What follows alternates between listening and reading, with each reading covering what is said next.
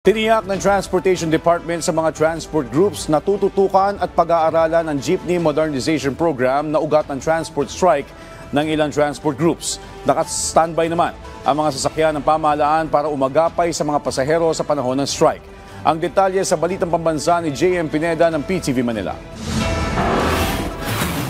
Nakatakda ngayong linggo na makipagpulong ang Department of Transportation at LTFRB sa mga transport group para pag-usapan ng Public Utility Modernization Program o PUVMP. Kasunod gaya ng ikinasang 3-day transport strike o tigil pasada sa buong Pilipinas ng Grupong Manibela ngayong araw.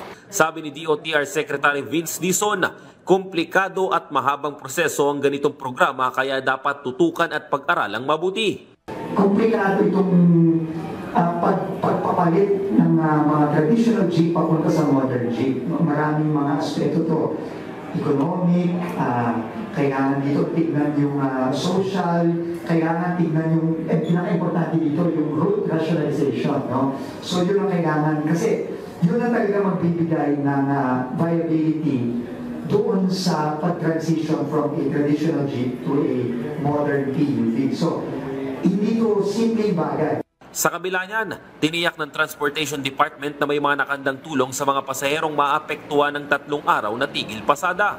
Mismong ang kalihim ng transportasyon na si Vince Dizon ang nag-monitor sa lagay ng mga lugar na posibleng maapektuhan.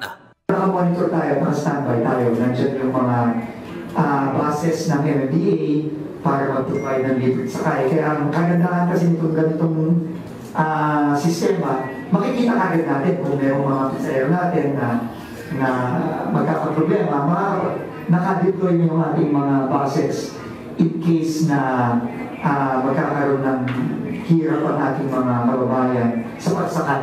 Kasabay rin niya ng pagtulong ng mga LGU at iba pang ahensya para makapagbigay ng libreng sakaya.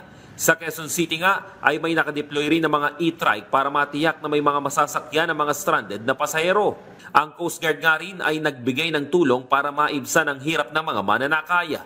Ayon naman sa MMDA, naka-preposition lamang ang mga sasakyan at i-deploy lamang kung sakaling may mga lugar na sobrang naapektuhan. Bukas naman ang LTFRB sa pakikipagdialogo sa mga transport group na nagtigil pasada pero nilinaw nila na hindi na mapapagbigyan ng hiling nilang itigil ang programa.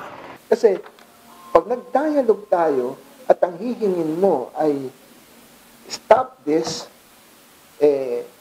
that's a major decision. Sa secretary ng DOTR, even up to the president, yan ang makakasagot yan. Kasi polisiya ng gobyerno yan, major transport policy yan, di ba? O ngayon, LTFRB cannot decide on that. Bakit? We are just implementing. Mula sa PTV, JM Pineda para sa Balitang Pambansa.